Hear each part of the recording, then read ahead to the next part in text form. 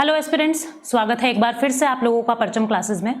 आज की क्लास में देखिए हम वीकली करंट अफेयर में 23 जून से 29 जून के करंट अफेयर्स को डिस्कस कर रहे हैं। जो डेली करंट अफेयर आप लोगों ने ऋचा मैम के साथ दोपहर 12 बजे दिन में किए हैं, उसी का ही एक क्विक रिवीजन जो है मोस्ट इंपॉर्टेंट वाले करंट अफेयर हम इसमें डिस्कस कर रहे हैं।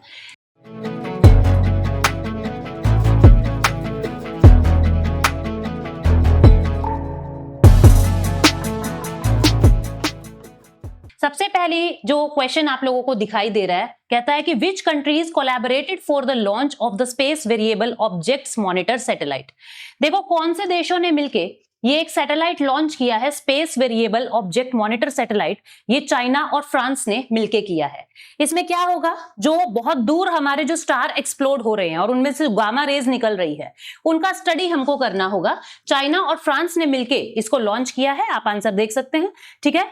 China and France launch most powerful astronomy satellite to study star explosion। Star explosion को पढ़ने के लिए ये एस्ट्रोनॉमी सैटेलाइट जो है चाइना और फ्रांस ने मिलके लॉन्च किया है, ठीक है। कहां से किया है? सिचुआन चाइना से, ठीक है। और शीजैंग सैटेलाइट लॉन्च सेंटर से इसको लॉन्च किया गया है। नाम है इसका स्पेस वेरिएबल ऑब्जेक्ट मॉनिटर, यानी कि स्पेस की बहुत सारी वेरिएबल ऑब्जेक्ट्स को मॉनिटर करने के लिए ये सैटेलाइट है, ठीक है। और ऐसा पहली बार नहीं है कि चाइना और फ्रांस जो है, चाइना और फ्रांस काम कर रहे हैं, लेकिन एस्ट्रोनॉमी की दुनिया में दोनों ने पहली बार मिलकर काम किया है। पहले जो किया था वो ओशियंस के अंडर किया था, ठीक है। चाइना और फ्रांस ने 2018 में ओशनोग्राफी सैटेलाइट लॉन्च किया था, लेकिन पहली बार एस्ट्रोनॉमी की दुनिया में फर्स्ट एस्ट्रोनॉमी सैटेलाइट इन दोनों के द्वारा लॉन्च किया गया है।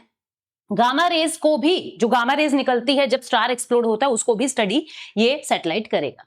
उसके बाद सेकंड क्वेश्चन है, according to the Henley private wealth migration report 2024 what is India's rank in terms of net outflow of millionaires. अब हमारे देश से बहुत सारे मिलेनियर्स बाहर जाए जा रहे हैं, लगभग 4300 मिलेनियर्स जो हैं वो बाहर जा चुके हैं, ठीक है। तो थर्ड रैंक अपना है। ऐसा नहीं है सिर्फ हमारे यहाँ से, और भी 2 देश हमसे आगे हैं जहां से मिलेनियर्स जो हैं वो आगे जा रहे हैं, ठीक है। तो आप देखेंगे यहाँ पे इंडिया का रैंक थर्ड है वर्ल्ड में, ठीक है, जहां पे 4300 से भी ज्यादा मिलेनियर्स जो हैं वो आउटफ्लो कर चुके हैं, भारत से बाहर जा चुके हैं, ठीक है। चाइना और यूके, चाइना में 15,200, यूके में 9500 मिलेनियर्स जो हैं वो बाहर जा चुके हैं अपने अपने देश से। और 2024 में तो कम गए हैं, पिछले साल इससे ज्यादा लोग बाहर गए थे। 2023 में 6500 और 2022 में 7500 मिलेनियर्स जो हैं वो भारत से आउटफ्लो करके गए थे। हेनली डाटा के अकॉर्डिंग हमारे यहाँ पे भारत का रैंक 10वां आता है हाई नेटवर्थ इंडिविजुअल्स की। अगर हम बात करें पूरे विश्व में हम 10वें नंबर पे आते हैं कि भारत में कितने हाई नेटवर्थ इंडिविजुअल्स हैं, ठीक है। और इंडिया जो है थर्ड हाईएस्ट बिलियनियर पॉपुलेशन रखता है, वो मिलेनियर और थर्ड हाईएस्ट बिलियनियर पॉपुलेशन अपने यहाँ पे है। और कुल मिला के 10th रैंक पे हैं हम हाई नेटवर्थ इंडिविजुअल की लिस्ट में। और सबसे ज्यादा लोग जाते कहाँ है, भारत से लोग बाहर निकल के जाते कहाँ है? सबसे ज्यादा पहुंचने वाला डेस्टिनेशन है अपना यूएई, ठीक है। तो इसको याद रखेंगे। थर्ड क्वेश्चन क्या कहता है, which organisation updated the conservation status of Iberian lynx from endangered to vulnerable. देखो ये कैट है और इस कैट एक स्पेशल कैटेगरी की कैट है जो लगभग एक्सटिंक्ट होने वाली थी, एंडेंजर्ड कैटेगरी में आ गई थी। अब कंजर्वेशन एफर्ट से IUCN ने, international union of conservation of nature, IUCN ने फिर से इसका सर्वे किया तो अब ये वल्नरेबल कैटेगरी के अंदर आ गई है, यानी अब इसकी जनसंख्या जो है वो बढ़ रही है। हमने इसको कंजर्व करने में कामयाबी हासिल की। तो आंसर क्या आएगा? IUCN जो है वो इस स्टेटस को बताता है। आप देख सकते हैं ये वो कैट है, ठीक है। तो इसके अंदर क्या बताया जा रहा है कि आइबेरियन लाइन्स, जिसका एक और नाम है लाइन्स पार्डिनस, ठीक है, कैट विद 9 लाइव्स इसको कहते हैं। और IUCN जो है वो कंजर्वेशन स्टेटस देता है, एंडेंजर्ड से वल्नरेबल की कैटेगरी में इसको डाल दिया है। ये जो कैट है ये नेटिव कहाँ की है? स्पेन की और पोर्चुगल की ये नेटिव है। 2001 में इसकी सिर्फ 62 पॉपुलेशन रह गई थी, 62 अडल्ट पॉपुलेशन, यानी जनसंख्या बहुत कम हो गई थी। फिर 2022 में 648 हुई, लेकिन अब जो है 2000 से ज्यादा जनसंख्या इसकी हो गई है। तो इसको याद रखेंगे, ठीक है। और इसके पॉइंटी से ईयर्स होते हैं, इस तरीके से लॉन्ग लेग्स होती है, मतलब लाइक लेपर्ड लगती है, ये बिल्ली कम और तेंदुआ ज्यादा, इस तरीके से लगती है, ठीक है। आज का दिन इसका स्टेटस है वल्नरेबल और अपेंडिक्स 2 की लिस्ट में आता है साइट्स के अकॉर्डिंग। नेक्स्ट क्वेश्चन क्या कहता है, the recently announced medical e visa facility by the Indian government is for national of which country. हमने ई वीजा मेडिकल फैसिलिटी किस देश के लोगों को दी है? बांग्लादेश के लोगों को दी है। अब देखो क्या है कि भारत के अंदर मोदी सरकार का थर्ड टेन्योर शुरू हो रहा है, मतलब 10 साल के बाद अब अगले 5 साल के लिए प्रधानमंत्री मोदी जी हमारे देश के प्रधानमंत्री रहेंगे। तो सबसे पहले विजिट करने वाले हमारे जो गेस्ट आए हैं, उनको चीयर करने के लिए, उनको कांग्रेचुलेट करने के लिए वो बांग्लादेश की पीएम शेख हसीना, ठीक है, वो आई। तो उनके साथ हमने 8 मेमोरेंडम ऑफ अंडरस्टैंडिंग साइन किए हैं, 8 एमओयू साइन किए हैं हम लोगों ने उनके साथ, ठीक है। और क्या क्या बातें की है उसको देखते हैं। तो इंडिया का फर्स्ट स्टेट गेस्ट जो आया है थर्ड टेन्योर में, एनडीए गवर्नमेंट की थर्ड टेन्योर में, वो पीएम शेख हसीना है बांग्लादेश की, जिनमें हमने 8 एमओयू साइन किए हैं, 2 नए विजन डॉक्यूमेंट्स चलाए हैं, डिजिटल और ग्रीन पार्टनरशिप, ठीक है, करंट विजिट के दौरान ऐसा किया है। India will start an e medical visa facility. अब देखो मेडिकल फैसिलिटीज के लिए अगर कोई इंडिया आ रहा है तो बहुत इमरजेंसी है तभी आ रहा है अपना देश छोड़ के, और वहां पे अगर वीजा लगने में टाइम लग जाए तो फिर क्या ही फायदा, वो इमरजेंसी आप टैकल ही नहीं कर पाए। तो यानी इमरजेंसी को टैकल करने के लिए, इमरजेंसी फैसिलिटी के लिए हमने इलेक्ट्रॉनिक वीजा जारी कर दिया है कि अब इलेक्ट्रॉनिकली माध्यम से ही आपको वीजा मिल जाएगा और बांग्लादेश के नेशनल भारत के अंदर आ सकेंगे, ठीक है। और इंडिया ने एक नया काउंसिलेट रंगपुर बांग्लादेश के अंदर भी ओपन किया है नॉर्थ वेस्ट रीजन के लिए। इंडिया बांग्लादेश इंडियन रूपी में ट्रेड का शुरू कर चुके हैं। इलेक्ट्रिसिटी एक्सपोर्ट नेपाल से बांग्लादेश में जानी शुरू हो गई है इंडियन ग्रिड का यूज करके।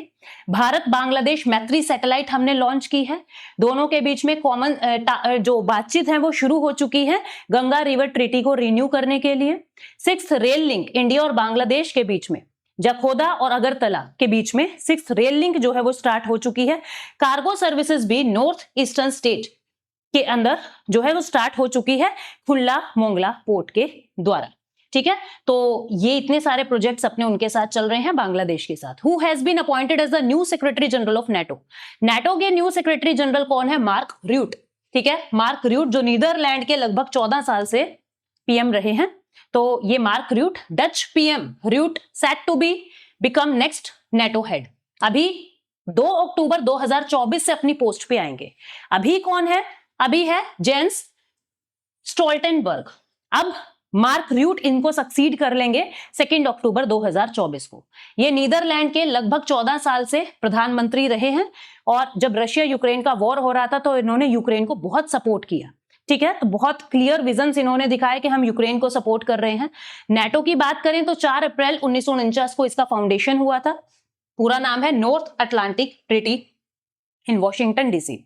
हेडक्वार्टर है इसका ब्रुसेल बेल्जियम के अंदर और मेंबर कंट्री इसमें 32 है। 32 स्वीडन है और 31 फिनलैंड जो अभी ऐड हुए थे। 6th क्वेश्चन क्या कहता है? अंडर द उल्लास नव भारत साक्षरता कार्यक्रम which state UT recently achieved full functional literacy with more than 97% literacy. कहता है कौन सा स्टेट या यूटी बहुत ज्यादा मतलब 97% फुल फंक्शनल लिटरेसी को अचीव कर पाया है? ये है लद्दाख। कौन सा है? लद्दाख। तो आप यहां देखेंगे कि लद्दाख के जो गवर्नर हैं डॉक्टर बीडी मिश्रा, उन्होंने ये कहा है कि हमारा लद्दाख फुल फंक्शनल लिटरेसी को अचीव कर चुका है, ठीक है। उल्लास स्कीम के अंदर बताया नव भारत साक्षरता कार्यक्रम जिसके अंदर 97% से ज्यादा लिटरेसी इन्होंने अचीव कर ली है। ये क्या है नव भारत साक्षरता कार्यक्रम? ये एक सेंट्रली स्पॉन्सर्ड स्कीम है, यानी 100% फंडिंग भारत सरकार कर रही है जो 2022 से 2027 तक काम करेगा और इसके अंदर नेशनल एजुकेशन पॉलिसी के साथ मिलके इस स्कीम को आगे लेके आए हैं। मकसद क्या है? 15 साल से ज्यादा उम्र के जितने भी अडल्ट हैं उनको लिटरेट करना, उनको पढ़ाई करवाना। इस स्कीम में 5 कंपोनेंट होते हैं। Foundational literacy and numeracy, critical life skills सिखाएंगे, बेसिक एजुकेशन देंगे, वोकेशनल स्किल्स देंगे और एजुकेशन को कंटिन्यू करेंगे। तो ये था पूरा उल्लास के बारे में। लद्दाख ने अचीव कर लिया है ये M. Who won the Stepan Avagyan memorial 2024 held in Jermuk, Armenia. Armenia के अंदर देखो स्टेपन अवाग्यान मेमोरियल, ये एक अवार्ड हो रहा था जिसके अंदर ये जो खिताब है ये किसने लिया है? ये अर्जुन एरिगेसी ने लिया है। तो अर्जुन एरिगेसी 20 साल की उम्र में चेस के अंदर 4था स्पोर्ट अपना बना चुके हैं, ठीक है। तो ये अर्जुन एरिगेसी हैं जिन्होंने अभी स्टेपन अवाग्यान मेमोरियल 2024 जो जर्मुख अर्मीनिया के अंदर हो रहा है वहां पे ये खिताब इन्होंने हासिल किया है। 20 साल की उम्र में हाईएस्ट रेटेड चेस प्लेयर ये इंडिया की तरफ से बन गए हैं। इन्होंने किसको हराया? रशियन जीएम वोलोडर मुर्जिन को हराया है, ठीक है, जो 63 की उम्र में है और 4th sport live chess rating के अंदर अपने करियर के अंदर इन्होंने अचीव कर लिया है। नेक्स्ट क्वेश्चन है which of the following statement is are correct? Kozhikode in Karnataka यानी Kozhikode in Karnataka officially declared as India's first UNESCO city of literature. क्या जो कोझिकोड है वो कर्नाटका के अंदर है क्या? नहीं, ये तो केरला के अंदर है, तो फर्स्ट स्टेटमेंट तो गलत हो गया। UNESCO creative city network annual conference theme for 2024 is bringing youth to the table for the next decade. अब सेकंड स्टेटमेंट करेक्ट है, तो वो पूछ रहा है करेक्ट स्टेटमेंट क्या है, तो आंसर आएगा बी, ओनली 2। इसके बारे में पढ़ लेते हैं एक बार, इसके बारे में पढ़ लेते हैं। क्या कह रहा है ये कि जो कोलकोड है केरला के अंदर, वो इंडिया का पहला यूनेस्को सिटी ऑफ लिटरेचर बन गया है। यूनेस्को ने इसको टाइटल दिया है सिटी ऑफ लिटरेचर का, ठीक है। रिच कल्चरल हेरिटेज यहां पे होता है। ये भारत की तरफ से पहला सिटी ऑफ लिटरेचर बना है। 2025 से 23 जून को city of literature day celebrate किया जाएगा कोलकोड के अंदर, ठीक है। वहां पे ग्रेट लिटरेरी लोग जो हैं वो रहे हैं, जैसे लेट एसके कोट्टाकड और वायाकोम मोहम्मद बशीर, तो उनकी वो भूमि है केरला के अंदर कोलकोड, तो सिटी ऑफ लिटरेचर इनको घोषित किया है यूनेस्को ने, ठीक है। तो इसको एक और चीज से मैं आपको बताऊंगी कि ग्वालियर के साथ अक्टूबर 2023 में ग्वालियर के साथ केरला के कोलकोड को creative city network, UNESCO creative city network के अंदर भी प्लेस मिल चुका है। यानी बहुत क्रिएटिव सिटी, अभी तो सिटी ऑफ लिटरेचर घोषित किया है 2023 में, क्रिएटिव सिटी नेटवर्क का भी प्लेस इनको मिल चुका है। ग्वालियर मध्य प्रदेश के अंदर, मतलब कि म्यूजिक कैटेगरी के अंदर ग्वालियर को ये प्लेस मिला है और लिटरेचर कैटेगरी के अंदर कोलकोड को ये प्लेस मिला है, ठीक है। और क्या कहता है ये? और ये कहता है कि 2024 में यूसीसीएन एनुअल कॉन्फ्रेंस जो 1 से 5 जुलाई 2024 पोर्टुगल के अंदर होनी है, वहां पे ये क्रिएटिव सिटी की तरह डेजिग्नेट किए जाएंगे। अंडर द स्कीम को अंडर द थीम कौन सी रहेगी इस कॉन्फ्रेंस की? Bringing youth to the table for the next decade. ये थीम रहेगी जो 1 से 5 जुलाई 2024 को पोर्टुगल के अंदर ये कॉन्फ्रेंस होनी है, ठीक है। कोलकोड के बारे में बात करते हैं, इसको कैलिकट भी कहते हैं। कहां पे है ये? केरला के अंदर है, साउदर्न इंडिया में, ऑन द मालाबार कोस्ट। और ये इसको सिटी ऑफ स्पाइसेस के नाम से भी जानते हैं, क्योंकि मेजर ट्रेडिंग पॉइंट है ये, यहां से बहुत सारे स्पाइसेस जो हैं वो एक्सपोर्ट होते हैं। इसको सिटी ऑफ स्कल्पचर नाम भी दिया है 2012 में, शिल्पा नगरम जिसको कह रहे हैं। 9th क्वेश्चन क्या कहता है? What was the theme for United nation public service day in the year 2024? Theme क्या थी? थीम क्या थी इस बार के United nation public service day की? आंसर है fostering innovation and global challenges a public sector perspective. देखो यूएन क्या करता है, बहुत सारी पब्लिक सर्विसेज देता है, तो 23 जून को United nation public service day के रूप में मनाता है। थीम थी fostering innovation and global challenges a public sector perspective. 20 दिसंबर 2002 को ऐसा माना गया कि हम 23 जून को हर साल पब्लिक सर्विस डे के रूप में मनाएंगे, और 2003 से ही इन्होंने United nation public service awards देने शुरू कर दिए हैं, जिसको 2016 में फिर से रिव्यू किया गया, या मैं कहूं रिन्यू किया गया 2030 के एजेंडे को अलाइन करते हुए। 2024 में ये जो फोरम है, अवार्ड सेरेमनी जो है वो इंक्योन रिपब्लिक ऑफ कोरिया के अंदर हुई है 24 से 26 जून 2024 के बीच में, ठीक है। नेक्स्ट न्यूज क्या कहती है? Who is appointed as the new MD and CEO of SBI General Insurance? Rajesh Kumar, नवीन चंद्र झा, अनिल शर्मा या प्रिया सिंह? तो आंसर है नवीन चंद्र झा, इनको MD और CEO बना दिया है SBI जनरल इंश्योरेंस के। किशोर कुमार पोलू दासु को सक्सीड करके अब नवीन चंद्र झा जो है वो न्यू MD एंड CEO बन गए हैं। 11th क्वेश्चन क्या कहता है? During which Assamese month in the Ambubachi Mela celebrate annually? Assam के जो मंथ हैं उनके अकॉर्डिंग ये आहार का महीना होता है जब अम्बुबाची मेला जो है वो सेलिब्रेट किया जाता है कामाख्या टेम्पल असम के अंदर। बहुत फेमस है ये, ठीक है। फर्टिलिटी के लिए मनाया जाता है अम्बुबाची मेला। 22 से 26 जून 2024 के बीच में मनाया गया।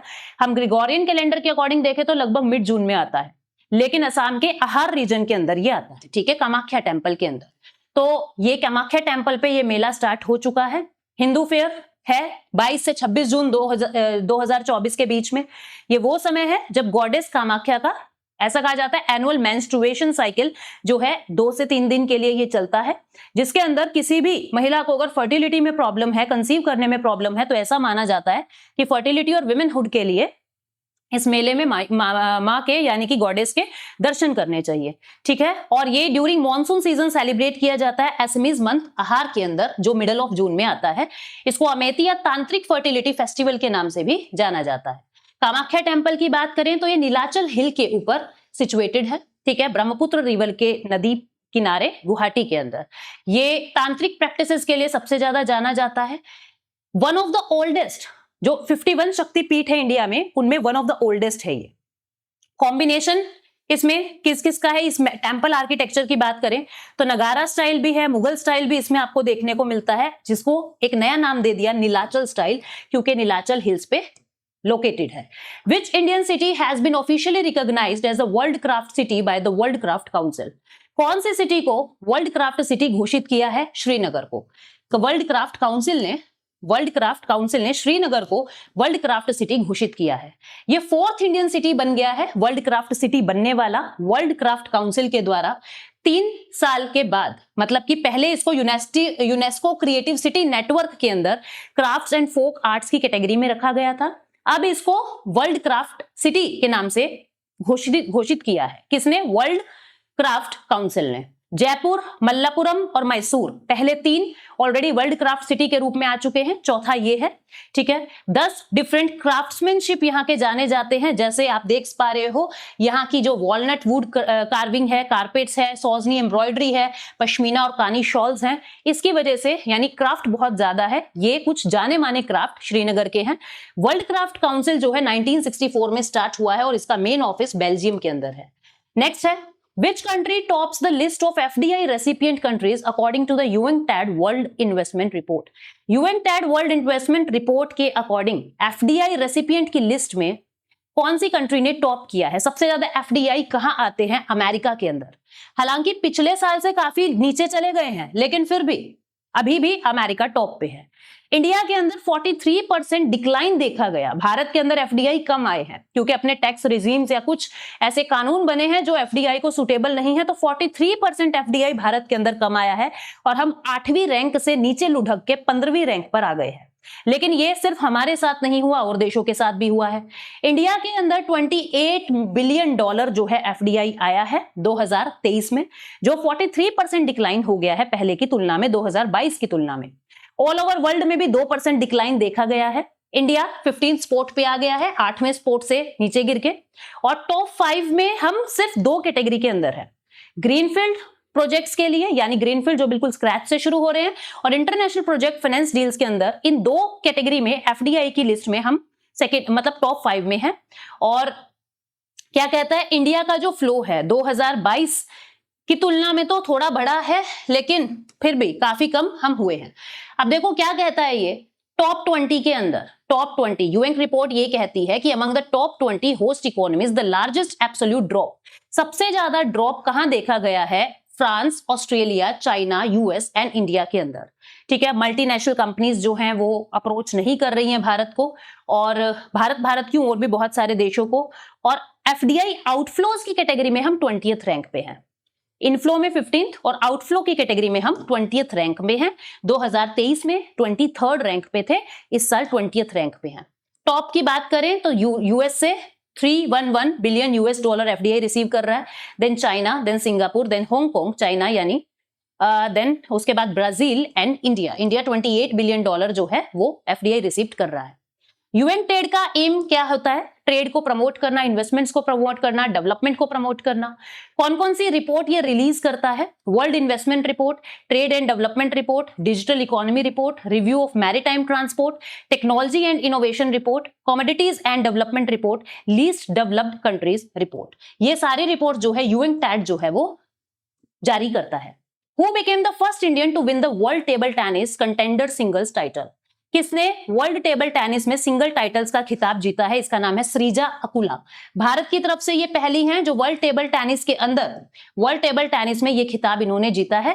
ठीक है, और सिंगल टाइटल लागोस के अंदर इन्होंने वर्ल्ड टेबल टेनिस का खिताब जीता है। ठीक है, भारत में ये पहली, becoming the first Indian to win single crown को जीतने वाली इंडिया की ये पहली फीमेल बन गई हैं। ठीक है, उसके बाद 15th क्वेश्चन कहता है, which organisation has been conferred with the prestigious PSU leadership and excellence award 2024? NTPC, ONGC, THDC या कोल इंडिया? तो तेहरी हाइड्रो डेवलपमेंट कॉर्पोरेशन इंडिया लिमिटेड ने ये PSU leadership and excellence award जीता है। कि जो ये टीएचडीसी है, THDC है इंडिया लिमिटेड, इसने ये अवार्ड जीता है, जिसके CMD है RK बिश्नोई। जुलाई 1988 में इसकी स्थापना हुई थी। स्टेटस है इसका कैटेगरी 1 मिनी रत्ना, ठीक है। और ये जो है पहले इसको टहरी हाइड्रो डेवलपमेंट कॉर्पोरेशन कहते थे। 75:25 में ज्वाइंट वेंचर के अंदर ये चलता है, यानी 75% गवर्नमेंट ऑफ इंडिया और 25% स्टेक्स उत्तर प्रदेश गवर्नमेंट के हैं THDC के अंदर।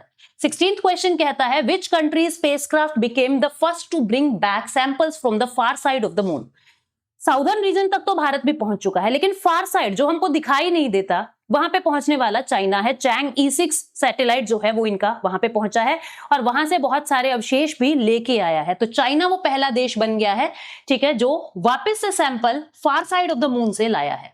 नेक्स्ट मतलब इसके बारे में पढ़ते हैं।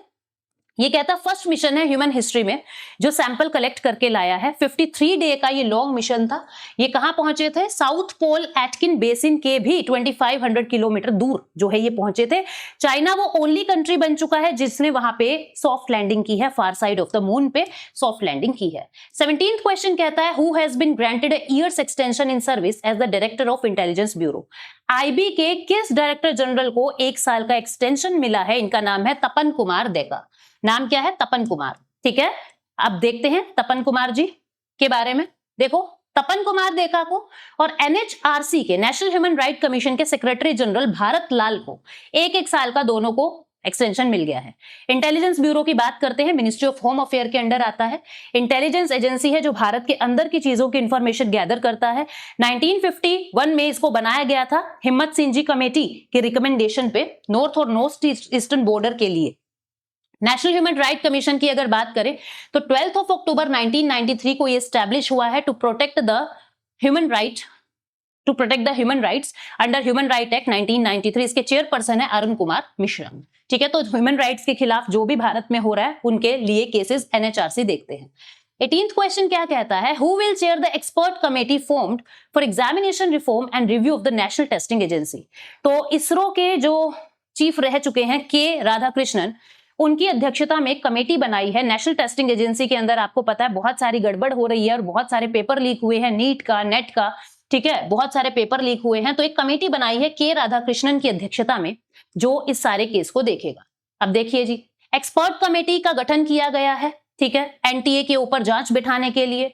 क्या काम है, क्या फंडा है?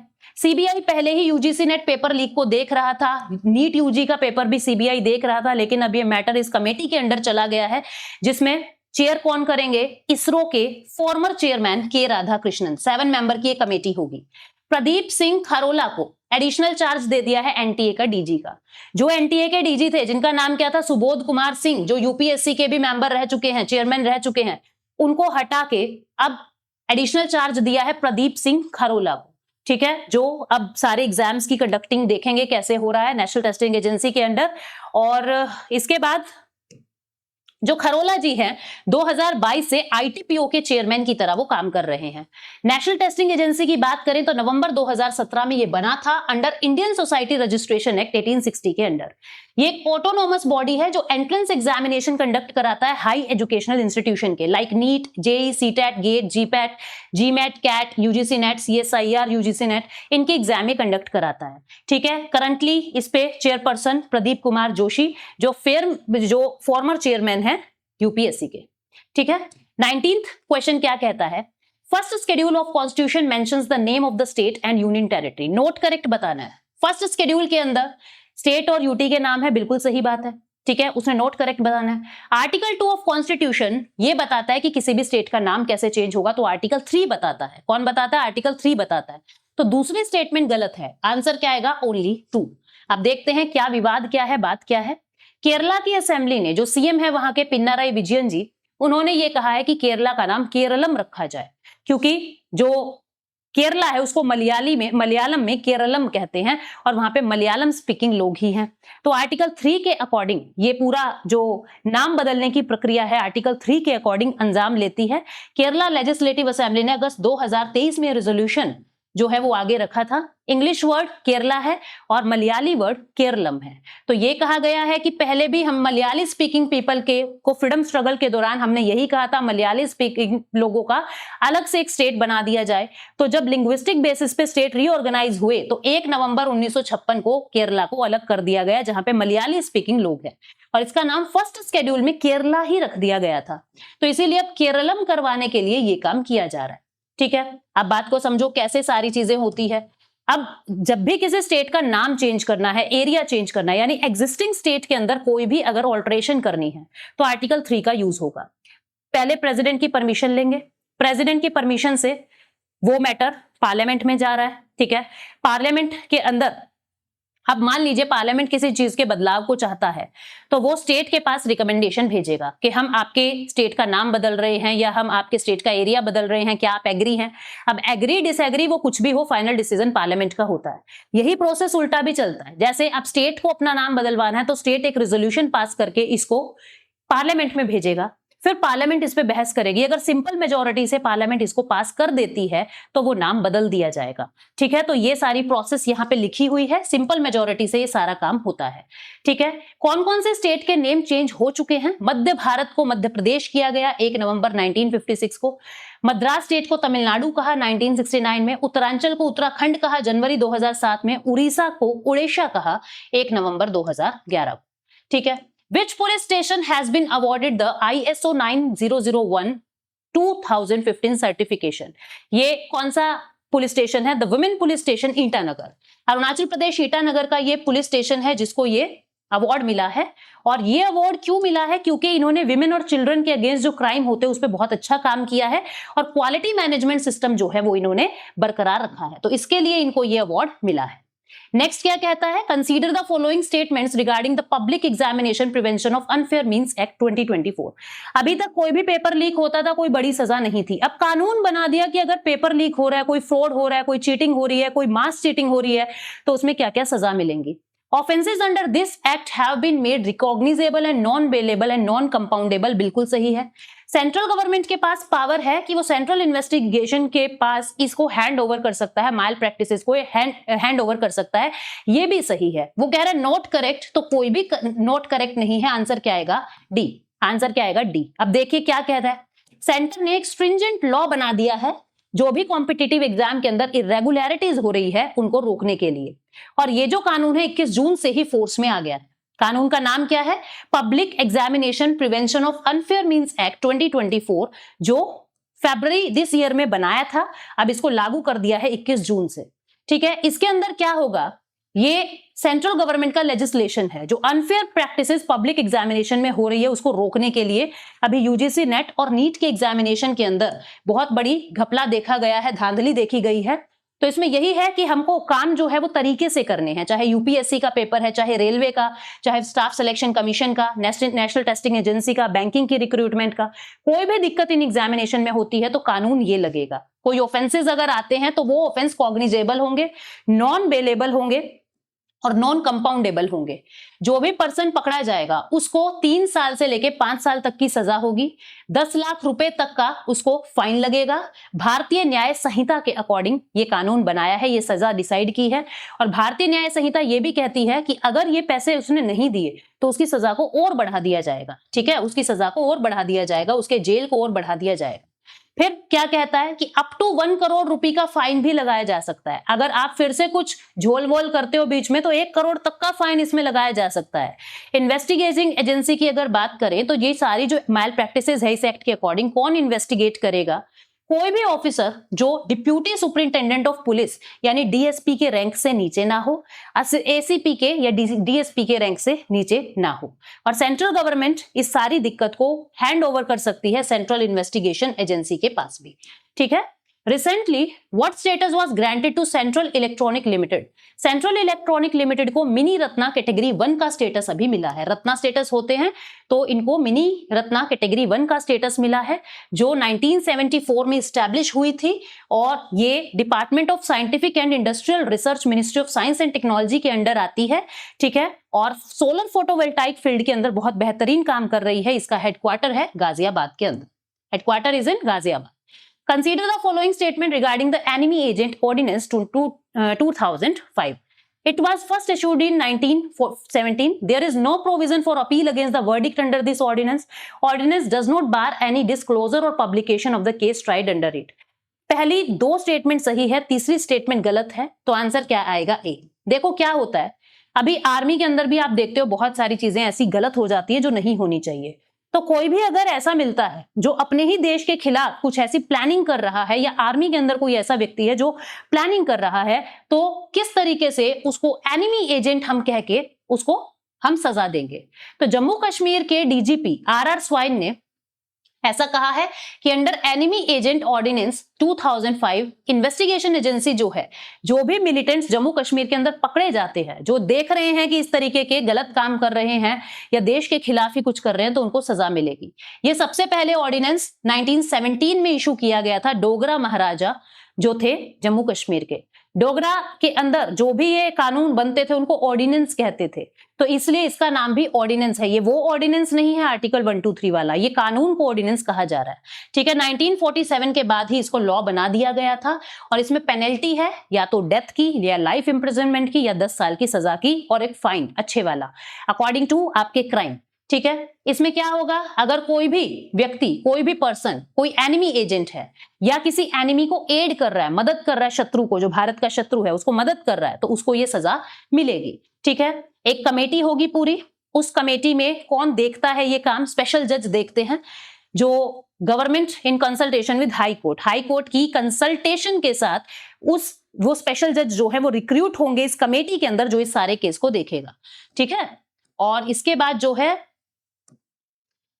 There is no provision for appeal against verdict, और एपिलेट सिस्टम है नहीं, इससे ऊपर कोई एपिलेट सिस्टम है नहीं। There is no provision for appeal. ठीक है, अपील का कोई सिस्टम है नहीं। The ordinance also bars any disclosure और publication of the case tried under it, और मतलब कि कोई डिस्क्लोजर नहीं होगा जो भी केस इसके अंडर चल रहा है।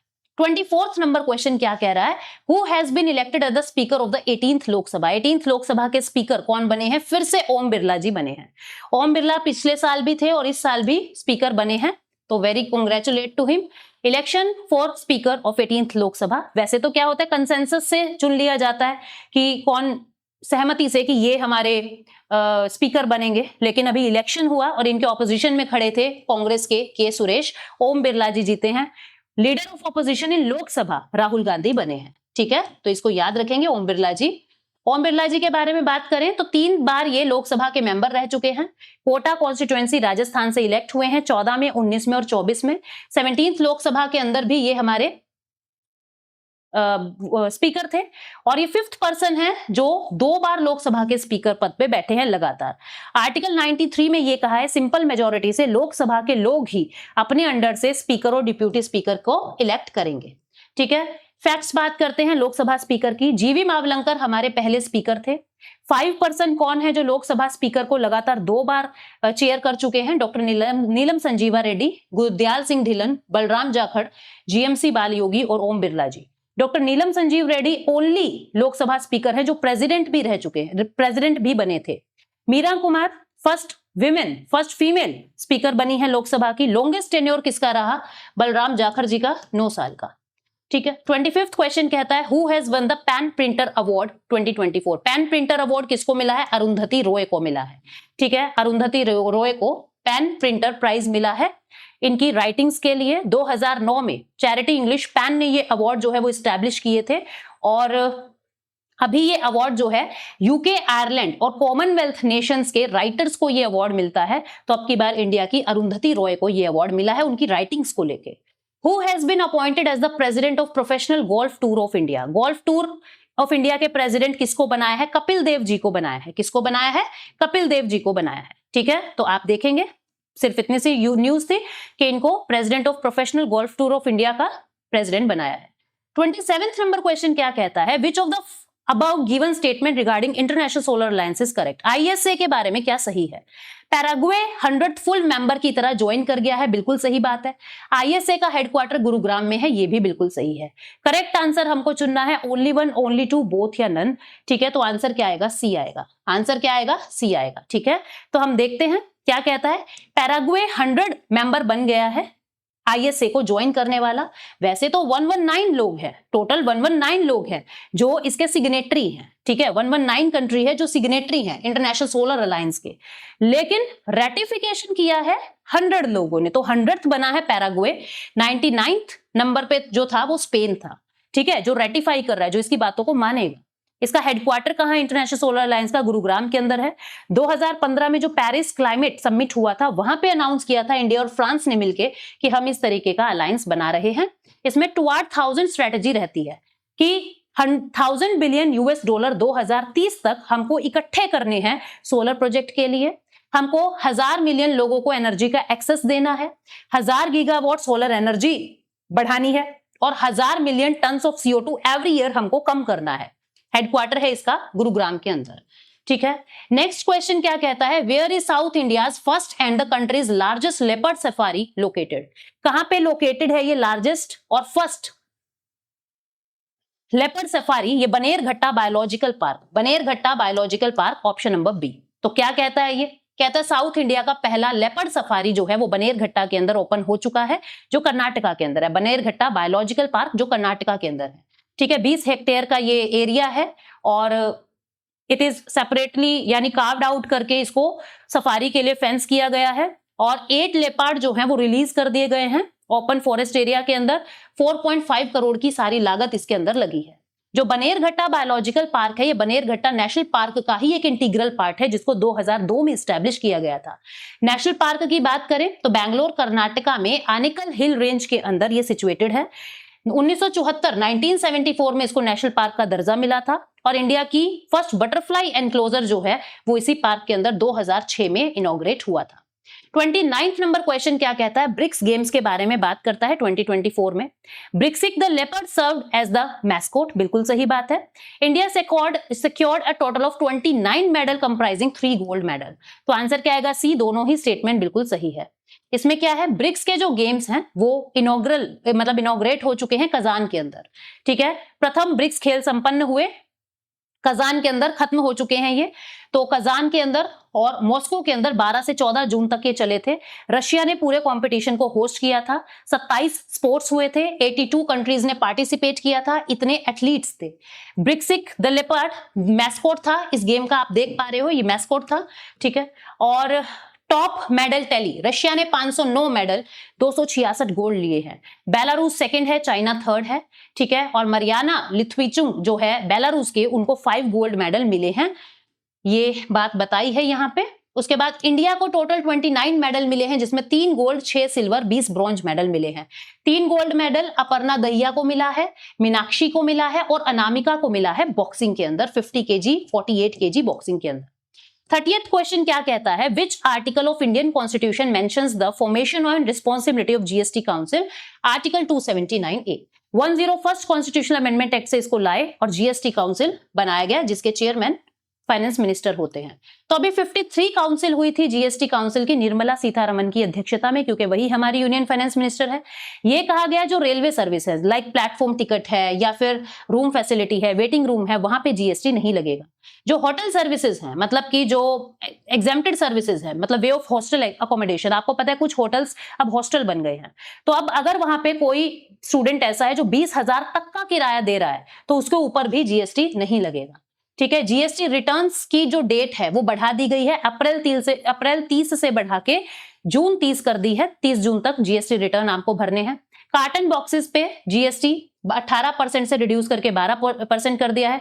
सोलर कुकर पे 12% GST लगेगा।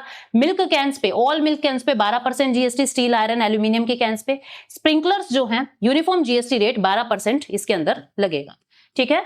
उसके बाद GST काउंसिल की अगर बात करें, आर्टिकल 279A सब क्लॉज 1 से बना है। फाइनेंस मिनिस्टर इसके हेड होते हैं और 122nd कॉन्स्टिट्यूशनल अमेंडमेंट बिल था, 101st कॉन्स्टिट्यूशनल अमेंडमेंट एक्ट था ये, ठीक है, 2016 में जो बना था और 2017 से ये फोर्स में आ रहा है। GST रिलेटेड सारे विवाद यही देखता है। 31st क्वेश्चन क्या कहता है? Under the Uttar Pradesh public examination prevention of unfair means ordinance, what is the maximum penalty for those involved in question paper leak? UP ने अलग से एक ऑर्डिनेंस जारी किया है कि कोई अगर पेपर लीक में पकड़ा जाता है तो 1 करोड़ तक की मैक्सिमम उसको फाइन जो है वो लगेगा। ठीक है, तुरंत प्रभाव से ये फाइन वहां पे लगा देंगे। गवर्नर ने इस बिल को अप्रूव भी कर दिया है, अब ये एक्ट बन गया है। कहता है 2 साल का लाइफ इम्प्रिजनमेंट, 1 करोड़ रुपए का फाइन, नॉन बेलेबल होगा, कॉग्निजेबल होगा, नॉन कंपाउंडेबल होगा। कानून का नाम है prevention of unfair means act 1998, ठीक है। और बेलेबल और नॉन बेलेबल ऑफेंसेस के अकॉर्डिंग 2000 से 5000 रुपए फाइन इसके लिए रखा है, मैक्सिमम 1 करोड़ है, ठीक है। Under the amended central service Leave Rule 1972, how many days of maternity leave can a commissioning to surrogate as well as the commissioning mother with less than 2 surviving children? Surrogate mother को भी अब छुट्टियां दे दी है maternity leave के लिए 180 days की, यानी कि 6 मंथ्स की। पैटर्निटी लीव 15 डेज की। और अभी तक क्या होता था, अगर खुद से कोई बच्चे को जन्म दे रहा है तो उसको तो मैटर्निटी लीव मिलती थी, पर सरोगेट चाइल्ड के केस में नहीं मिलती थी, ठीक है। तो अब सरोगेसी के केस में भी 6 मंथ्स का जो है ये जो मैटर्निटी लीव है वो दे दी है central services civil service leave rules 1972 के अकॉर्डिंग। सरोगेट या कमिश्निंग मदर कोई भी है, 2 सर्वाइविंग चिल्ड्रन से कम जिसके बच्चे हैं, तो 6 महीने तक का उनको मैटर्निटी लीव दे दिया है, ठीक है। पहले ऐसा नहीं था सरोगेट मदर के लिए। पैटर्निटी लीव 15 दिन की मिली है, ठीक है। टोटल आप 730 दिन की चाइल्ड केयर लीव ले सकते हो थ्रू आउट द आपकी लाइफ। 730 दिन की चाइल्ड केयर लीव आपको मिल सकती है, ठीक है। Which country did the USA recently designate as a major non NATO ally? किसको नॉन नेटो अलाई यूएसए ने रिसेंटली रिकॉग्नाइज किया है? कीनिया को। किसको? कीनिया को। तो काफी अच्छे इनके रिलेशंस हो जाएंगे। नॉन नेटो अलाई इसको घोषित कर दिया है। ट्रेड और इन्वेस्टमेंट को बूस्ट करने के लिए कीनिया के प्रेसिडेंट है विलियम रूटो, ठीक है। नेक्स्ट क्वेश्चन, हाँ जी, इसकी कैपिटल है नैरोबी और प्रेसिडेंट है विलियम रूटो और करेंसी है केनियन शिलिंग, ठीक है। करेंसी है केनियन शिलिंग। नेक्स्ट क्वेश्चन कहता है to honour professor late PC Mahalanobis the government of India designate June 29 as statistics day. बिल्कुल सही। 1968 में इनको पद्म भूषण विभूषण मिला, बिल्कुल सही, सी। देखो जो पीसी महालनोबिस जी हैं वो हमारे इंडियन प्लानिंग के आर्किटेक्चर भी रहे हैं। 29 जून को इनका बर्थडे आता है जो कल ही था, और स्टैटिस्टिक्स डे के रूप में उसको हम सेलिब्रेट करते हैं। 2007 से हर साल इसको सेलिब्रेट कर रहे हैं। इस बार की थीम थी use of data for decision making, use of data for decision making. 1931 में इंडियन स्टैटिस्टिकल इंस्टीट्यूट कैलकाटा के अंदर इन्होंने स्थापना की थी और 1955 में प्लानिंग कमीशन के मेंबर भी इनको बना दिया था जवाहरलाल नेहरू जी ने। सेकेंड 5 ईयर प्लान के जो मॉडल है वो इन्हीं के नाम पे, और इन्होंने ही रैपिड इंडस्ट्रियलाइजेशन का मोटो दिया था। 1968 में इनको पद्म विभूषण भी मिल चुका है। 35th नंबर क्वेश्चन कहता है which military station is the second in country to have a road made of plastic waste? Second military station कौन सा बन गया है जिसने प्लास्टिक वेस्ट से रोड बनाया है? ये कौन सा है? Jaipur military station. Jaipur military station. तो जयपुर मिलिट्री स्टेशन जो है वो सेकंड मिलिट्री स्टेशन बन गया है प्लास्टिक वेस्ट के रोड बनाने वाला। पहला कौन सा था? नारंगी मिलिट्री स्टेशन, गुवाहाटी, असम, 2019 के अंदर, ठीक है। 100 मीटर लॉन्ग का ये रोड बनेगा सागत सिंह रोड से लेके कब्स कॉर्नर कॉम्प्लेक्स में। तो ये पायलट बेसिस पे काम जो है वो शुरू हो चुका है, और प्लास्टिक वेस्ट से रोड को बनाने की टेक्निक बहुत कारगर है क्योंकि एक तो पॉल्यूशन कम होगा, रोड बढ़िया बनेगा, ठीक है। और प्रोफेसर वासुदेवन को प्लास्टिक मैन ऑफ इंडिया के नाम से जाना जाता है। प्लास्टिक मैन ऑफ इंडिया, जिसने ये पूरा आइडिया दिया था, और इनको 4th highest civilian award Padmashri भी 2018 में मिल चुका है। 36 नंबर क्वेश्चन क्या कहता है in which country became the first to impose carbon tax on livestock emission? पहला देश कौन सा बन गया है जो लाइव स्टॉक एमिशन के ऊपर टैक्स लगाएगा? डेनमार्क। क्योंकि देखो क्या होता है कि जो काउज हैं उनका काउडंग जो निकलता है, बहुत सारी गैस यानी कि मीथेन गैस जो एक हाई मतलब कि ग्रीन हाउस गैस है, बहुत सारा एमिशन निकलता है, तो उसको रोकने के लिए इस पे कार्बन टैक्स डेनमार्क लगा रहा है। जो भी फार्मर होगा जो इतना सारा लाइव स्टॉक रख रहा है उनके ऊपर ये पेनल्टी लगेगी, ठीक है। तो ग्रीन हाउस गैस को रोकने के लिए 300 क्रोनर यानी $43 पर टन कार्बन डाइऑक्साइड से लेके 750 क्रोनर $108 2035 तक इतना चार्ज लगेगा। फिर धीरे धीरे ये चार्ज बढ़ जाएगा, 120 क्रोनर 2035 में ये जो चार्ज है वो हो जाएगा। मतलब क्या कहा जा रहा है, काउ, शीप और पिग्स का जो वेस्ट मटेरियल निकलेगा उन लाइव स्टॉक के कार्बन एमिशन को कम करने के लिए कार्बन टैक्स डेनमार्क ने लगाया है। कितना लगाया है वो सवाल नहीं बनेगा। What is the primary purpose of Sanjnan app? Sanjnan app का प्राइमरी पर्पस क्या है? इसका प्राइमरी पर्पस है to offer information on 3 new criminal acts. Information, अब आपको पता है क्रिमिनल एक्ट्स को बदल दिया गया है, भारतीय न्याय संहिता बना दिया है, भारतीय नागरिक सुरक्षा संहिता बना दिया है और भारतीय सांख्य अधिनियम बना दिया है। तो अब क्या किया जा रहा है, जो डायरेक्टर जनरल है रेलवे प्रोटेक्शन फोर्स के श्री मनोज यादव जी, उन्होंने एक मोबाइल एप्लीकेशन संज्ञान ऐप जारी किया है, जिसमें इन तीनों कानून को लेके उनको एक लाइव इंफॉर्मेशन मिल जाएगा, कितना ये यूजर फ्रेंडली है, मतलब कितने केसेस देखे जा रहे हैं, कितने क्राइम को आपने डील किया है, कहां-कहां कैसे-कैसे क्राइम हो रहे हैं, और ये पूरा ऐप काफी यूजर फ्रेंडली है। एक हैंडबुक ऑन भारतीय नागरिक सुरक्षा संहिता 2023, ये एक ई बुक भी और प्रिंट फॉर्मेट दोनों में ये एक बुक भी जारी की गई है, ये भी रिलीज की है।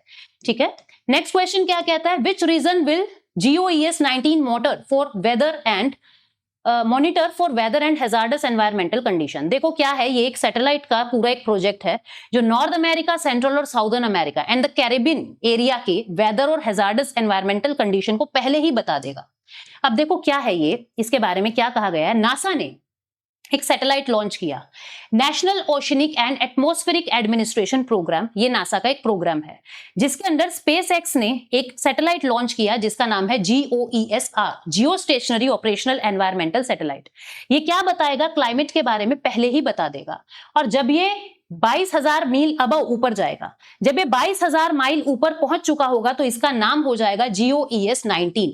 ये किसका वंशज है, किसका प्रेडिसेसर है, GOES-T का। ठीक है, नॉर्थ अमेरिका, सेंट्रल और साउथ अमेरिका और कैरेबियन, इन एरिया के अंदर अटलांटिक ओशियन और अफ्रीका के वेस्ट कोस्ट के ऊपर जो भी वेदर रिलेटेड प्रॉब्लम है उसको ये पहले ही बता देगा।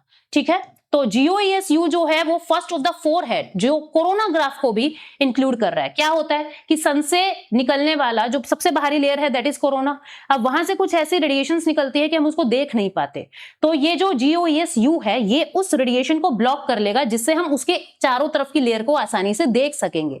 ठीक है, और कुछ अगर हमको दिक्कत होती है, कुछ अगर दिक्कत हो रही है हमको, कुछ वहां पे भी अगर कुछ सैटेलाइट रिलेटेड, कुछ एनवायरमेंट रिलेटेड कुछ दिख रहा है तो हम उसको भी कैप्चर कर पाएंगे। ठीक है, अर्ली फोरकास्टिंग के लिए ये सैटेलाइट है। What is the primary aim of the MSME trade enable and marketing initiative. Primary aim क्या है टीम इनिशिएटिव का, to help small business participate in online trading using the ONDC platform. देखो जो जीतन राम मांझी जी हैं, जो MSME के union minister हैं, उन्होंने क्या किया है, एक टीम इनिशिएटिव चालू किया है that is trade enable and marketing. जितने भी micro small and medium enterprises हैं उनकी ऑनलाइन डिजिटल मार्केट को प्रमोट करने के लिए ONDC प्लेटफॉर्म का यूज करके MSME लोग अब अपने प्रोडक्ट्स को ऑनलाइन बेच सकेंगे। दूसरा एक और इनिशिएटिव शुरू किया है यशस्विनी। यशस्विनी में विमेन लेड बिजनेस को प्रमोट किया जाएगा। तो ये 2 काम जो हैं वो जीतन राम मांझी जी ने किए हैं। 40th and last question is which of the following given statement is correct regarding Assam Witness Protection Scheme? This legislation aims to enforce compliance with section 398 of Bharatiya Nagrik Suraksha Sanhita 2023. The witness will be categorized as A, B, C as per threat perception. दोनों ही statement बिल्कुल सही हैं, answer क्या आएगा C। क्या कहता है ये, देखो असम के जो सीएम है हिमंता बिस्वा शर्मा जी, उन्होंने अप्रूवल दे दिया है कि हम विटनेस प्रोटेक्शन स्कीम लेके आएंगे। यानी अगर कोई विटनेस बनता है उसको कोई थ्रेट नहीं होने देंगे, उसको प्रोटेक्ट करने के लिए एक स्कीम लेके आए हैं ताकि डिलीवरी सिस्टम जस्ट रहे, न्यायपूर्ण रहे। सेक्शन 398 भारतीय नागरिक सुरक्षा संहिता 2023 के अकॉर्डिंग ये प्रोटेक्शन दिया जाएगा। और अगर विटनेस खुद को अनसेफ फील कर रहा है तो वो खुद से भी प्रोटेक्शन मांग सकता है। ठीक है, और जो कंपीटेंट अथॉरिटी होगी जो इस सब में मदद करेगी, एक स्टैंडिंग कमेटी होगी कॉम्पिटेंट अथॉरिटी, जिसको चेयर कौन करेंगे, या तो डिस्ट्रिक्ट जज या सेशन जज उसको चेयर करेंगे। जो डिस्ट्रिक्ट के हेड ऑफ द पुलिस हैं या ऑफिसर जो ADC रैंक से नीचे के नहीं हैं, वो इस डिस्ट्रिक्ट या सेशन जज को अपॉइंट करेंगे इस पूरी कॉम्पिटेंट अथॉरिटी के लिए। ठीक है, विटनेस को ABC एज पर देयर थ्रेट कैटेगराइज किया जाएगा और उसी हिसाब से उसको प्रोटेक्शन मिलेगी। ठीक है, प्रोटेक्शन मेजर्स के अंदर CCTV कैमरा और अलार्म, फेंसिंग, ये सारी सुविधाएं उनको दी जाएगी। असम गवर्नमेंट ने असम विटनेस प्रोटेक्शन स्कीम 2020 में लॉन्च कर दी थी, रूल्स बना दिए थे। अभी क्वेश्चन ऑफ द डे की बारी है। Recently which country has been removed from the FATF grey list. इसका आंसर आपको कमेंट सेक्शन में देना है कि ग्रे लिस्ट से अभी किसको बाहर किया है। ठीक है, तो ये थी आज की बात। Thank you so much, take care, bye bye.